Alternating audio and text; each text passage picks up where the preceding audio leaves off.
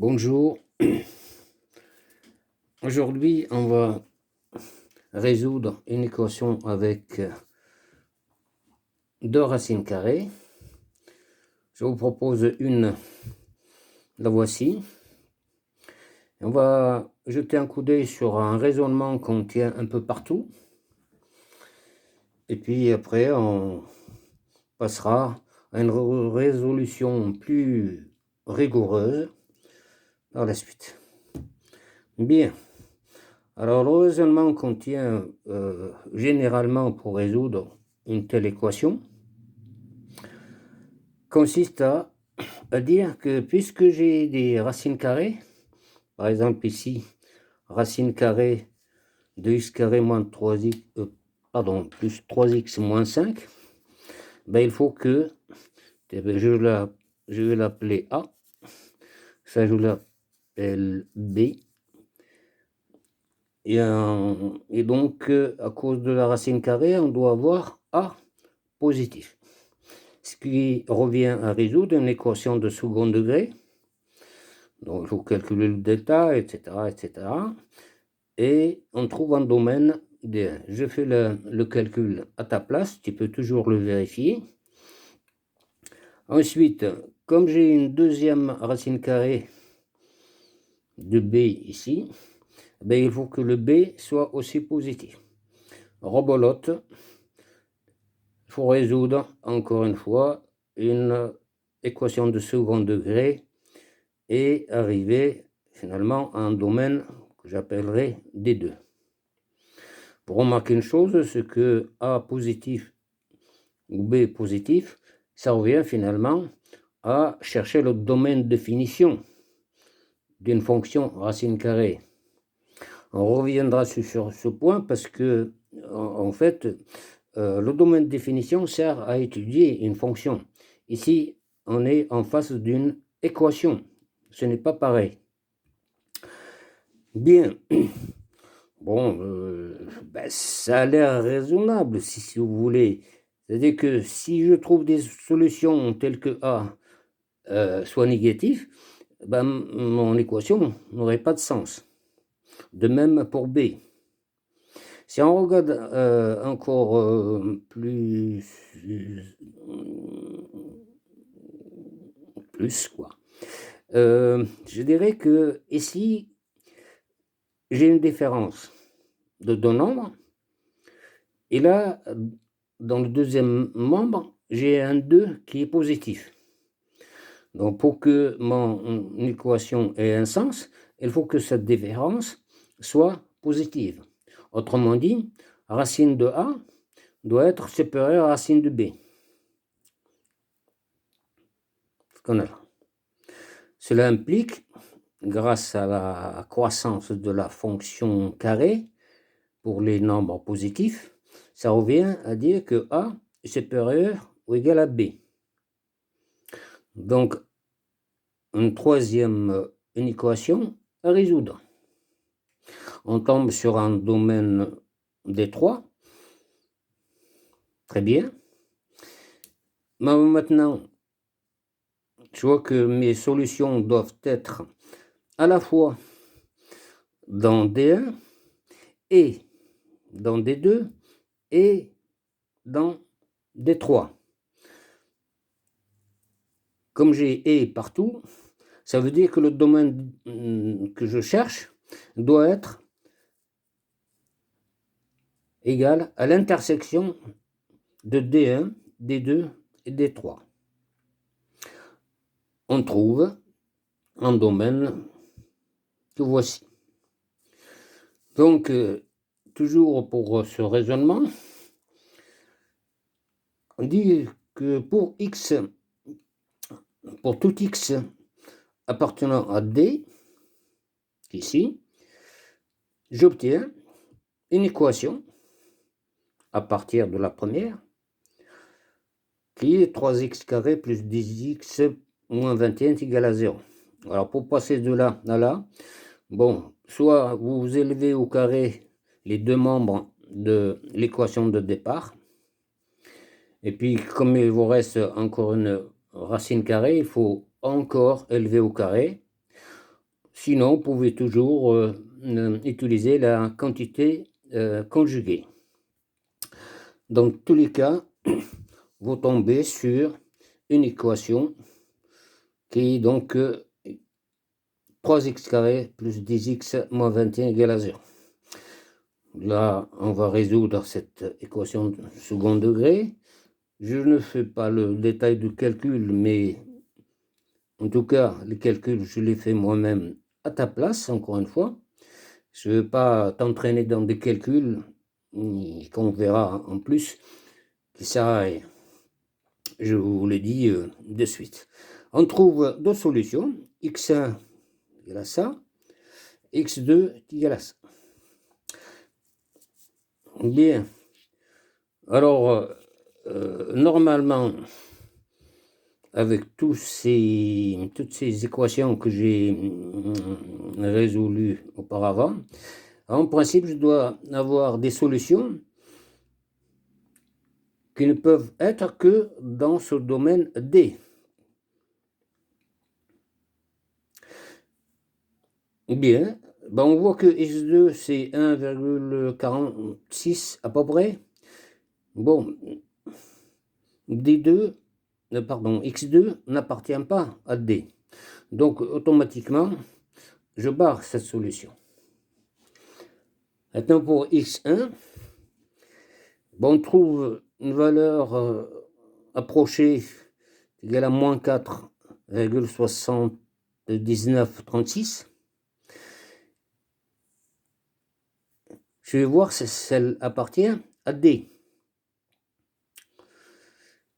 Bien, ici, cette borne supérieure de D, c'est à peu près moins 4,79, 12 ou 13. Et on voit que moins 4,7936 est plus petite que cette borne-là. Donc finalement, je peux dire que x1 appartient à D. Et, je peux conclure que l'ensemble de solutions, c'est x1.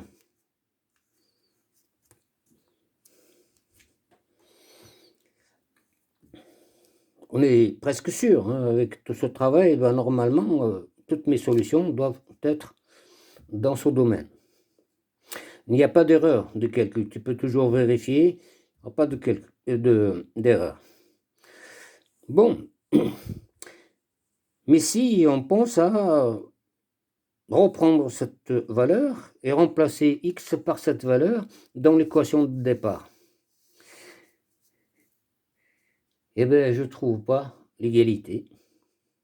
Ça veut dire que finalement, même si x1 appartient à ce domaine que j'ai mis de temps pour le trouver, ben finalement, il ne me sert à rien. Il ne me sert à rien. Et en plus, il me trompe. Je fais confiance que mes solutions doivent y être. Eh bien, je vérifie que x1 est bien dans D, et pourtant, il n'est pas solution de mon équation. Bon, passons maintenant à résolution mathématique. Voilà. Je reprends la même équation, évidemment. Hein. Cette équation, bon, je l'appelle E. Alors, ce qu'on peut faire, c'est, comme j'ai dit peut-être tout à l'heure, c'est que je vais profiter d'une propriété de la racine carrée, à savoir que la racine carrée, c'est toujours positif. Donc, ce que je peux faire, je peux écrire cette expression sous cette forme-là. Autrement dit, je transpose le moins racine carrée de b dans l'autre membre et j'obtiens cette équation-là. Les deux équations, évidemment ici, sont équivalentes. Je n'ai fait que transposer un terme d'un membre à un autre. Donc, j'obtiens évidemment une équation équivalente, qui a la même solution que la première. Bon, alors au lieu de faire le calcul avec toutes ces expressions, ça va être long. Ce qu'on peut faire, c'est utiliser la forme de mon équation. Je vois qu'elle a la forme racine carrée d'un nombre, ici le x carré moins 3x moins 5, plus 3x moins 5, je pose égal à a. Donc j'aurai racine de a dans le premier membre, égale 2, je peux le remplacer par une lettre p, où p c'est une constante qui est positive, comme le 2, plus racine carrée d'une expression, cette expression je l'appellerai b, et j'obtiens donc plus racine de b.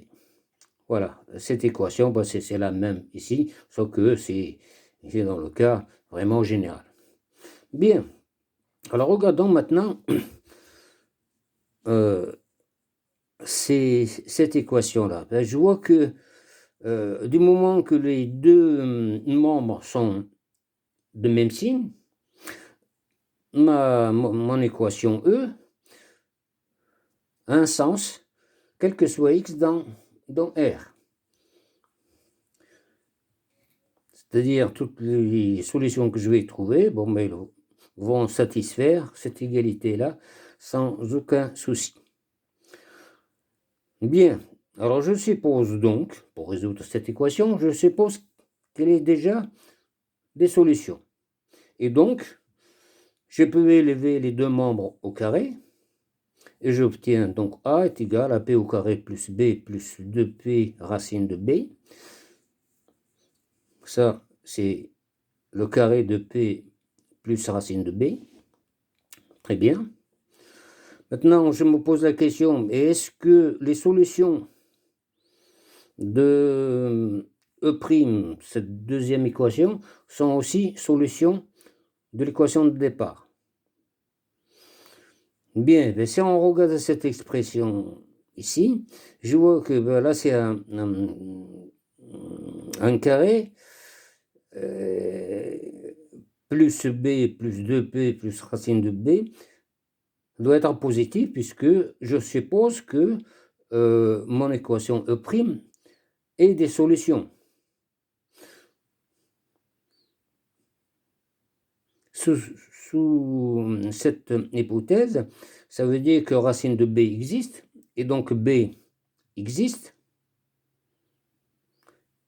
Enfin, il existe et aussi positif. Bon, puisque B est positif, eh bien, on voit que toute cette expression est positive. Est égal à A.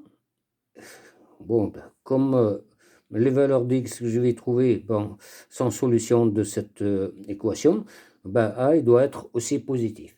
Donc, si je fais marche arrière, je prends la racine carrée de A qui est positif, je trouve ce membre-là, est égal à racine carrée de ce nombre-là.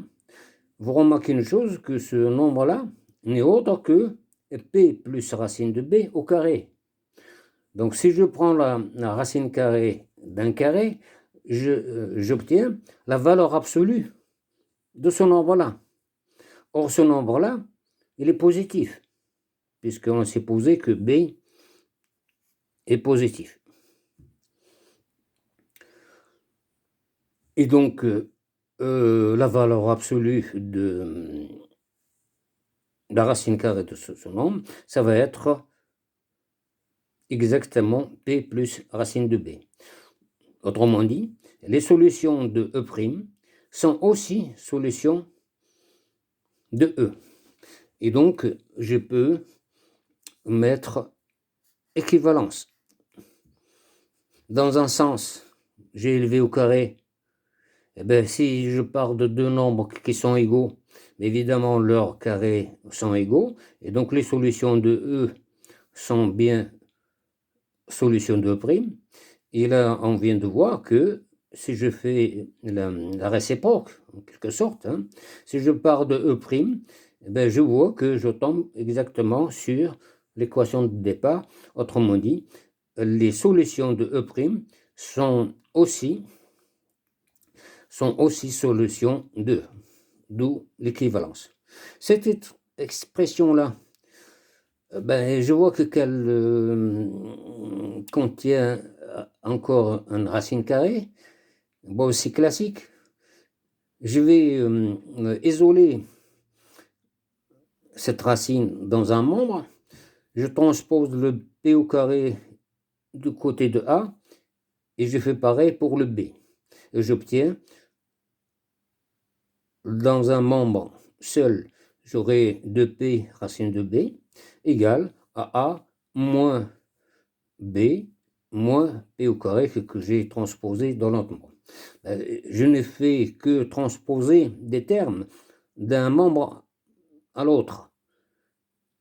Donc cette équation, c'est exactement la même ici. Je dis la même au sens que les mêmes solutions. Bien, maintenant que j'ai isolé la racine carrée, ben je peux élever au carré, comme ça je me débarrasse de cette racine. J'obtiens 4p au carré b égale le carré de ce deuxième membre.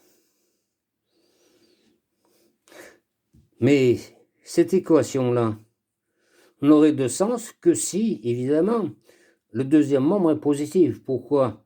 Ben parce que le premier membre est positif, parce que racine carrée, c'est toujours positif.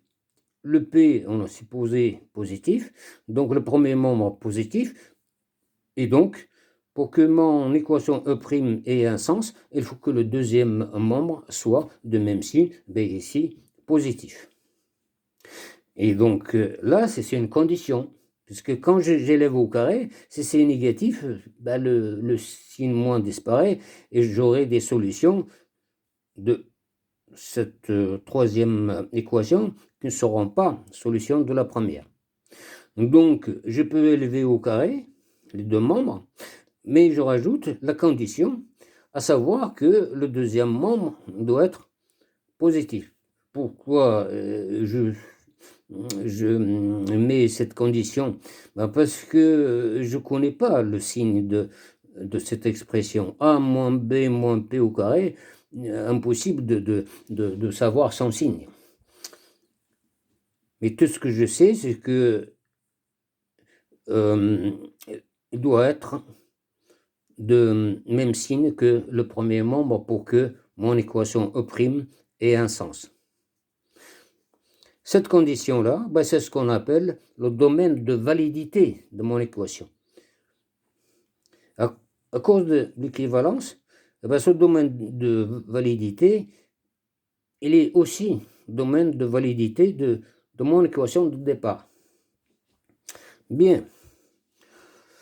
Donc il suffit que je résolve cette équation avec cette condition-là et je tombe sur les solutions que je cherche, à savoir celle de E. Regardons cette dernière expression ici. Vous voyez, les solutions que je vais trouver ici sont obligatoirement telles que B soit positif. Pourquoi? Ben parce que ici, ce membre, c'est un carré, et donc 4p au carré B est positif. Je ne vais pas trouver des valeurs de x telles que ce membre-là soit négatif, alors que de l'autre côté, c'est positif. Et donc, obligatoirement, j'obtiens B positif. Et donc, vous voyez que c'est pas la peine de chercher le domaine de définition de racine de B, puisque les solutions que je vais trouver sont telles que B soit positif, automatiquement. Bien, regardons maintenant cette condition ici. A moins B moins P au carré positif, ben, on peut dégager quelques renseignements, puisque on a dit donc que B est positif à cause du carré que j'ai ici. Très bien. Alors la condition A moins B moins P au carré positif, on peut l'écrire aussi A moins B supérieur à B au carré. Ça c'est équivalent à ça. Et on voit que A moins B est positif, puisqu'il est supérieur à un carré. De même, j'ai A, toujours à partir de cette condition, A, je transpose le B et le P au carré dans l'autre membre, je trouve que A est supérieur à B plus P au carré. Comme B est positif, et bien cette somme est positive, et donc A est positif. Bon, je mettrai, puisque P n'est pas, comment dire, est strictement supérieur à 0, donc ça va être positif. Et vous voyez que A est positif, B est positif, A moins B est positif. Et ça, c'est automatique. À partir de cette équation-là, plus la condition, j'ai obligatoirement A positif, B positif et A moins B positif, autrement dit A supérieur à B. Et regardons maintenant, en comparant avec le raisonnement de départ, vous voyez que finalement, résoudre cette équation, savoir que A positif, et mettre un temps fou pour trouver ce domaine, et bien ça est inutile. De même, on a vu que B va être positif. C'est la solution que je vais trouver comme on l'a fait dans le cas général. B, il va être obligatoirement positif. Donc ça, c'est inutile. On a vu que aussi, A moins B est supérieur à P au carré. Autrement dit, A est supérieur à B. Et donc, résoudre cette inéquation, c'est inutile aussi. Et du coup, ce domaine que je trouve ici n'a aucun sens. Et ça confirme bien le fait que j'ai trouvé une solution qui appartient à ce domaine, et pourtant, elle n'est pas solution.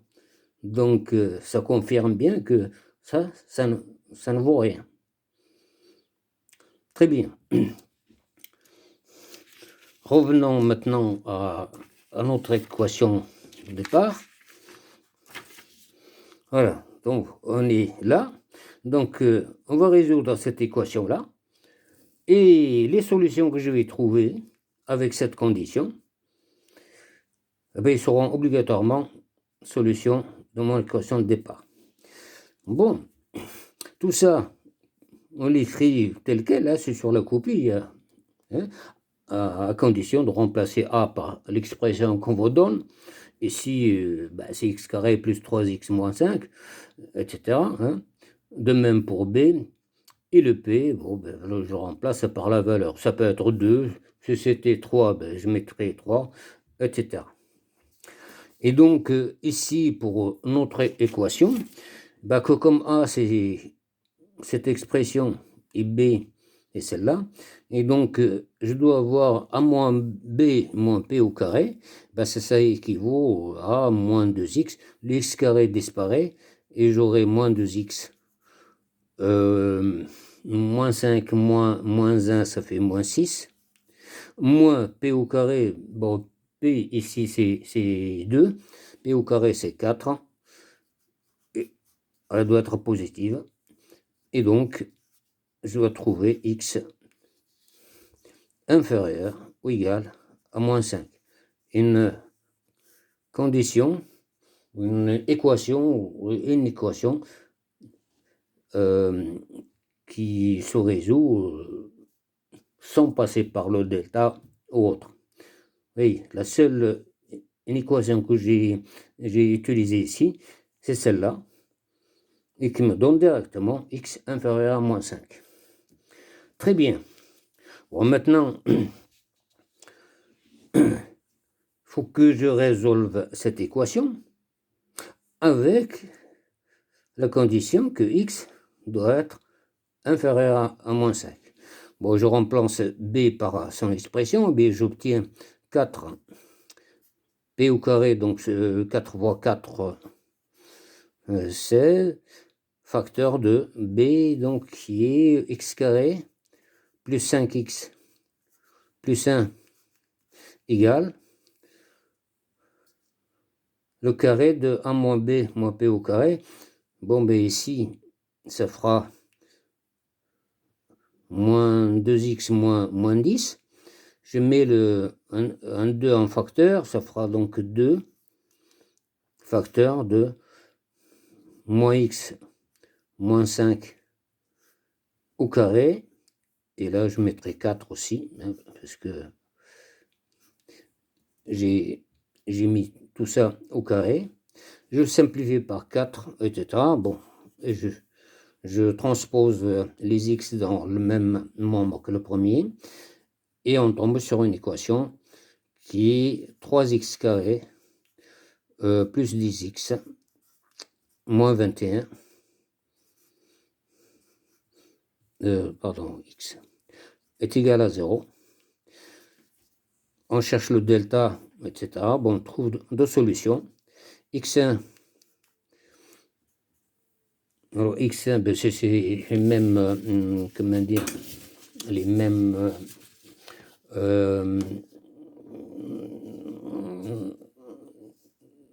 racines que j'ai trouvées tout à l'heure, à savoir moins 10, moins racine de 22. Oui. Attendez. Non, 4. 22 sur 6, x2 égale à moins 10. À moins 10 plus racine, plus 4 fois racine de 22 sur 6.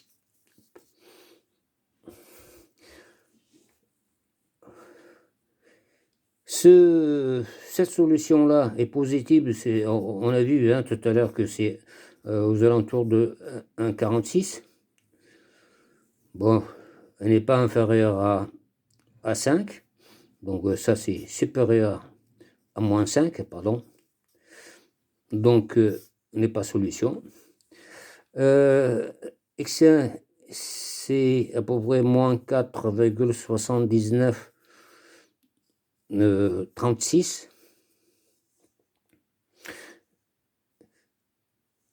Elle est bien supérieure à moins 5. Et donc, finalement, eh ben, cette solution n'appartient pas au domaine de validité, à savoir que x doit être inférieur à moins 5, eh ben, celle-là aussi à éjecter.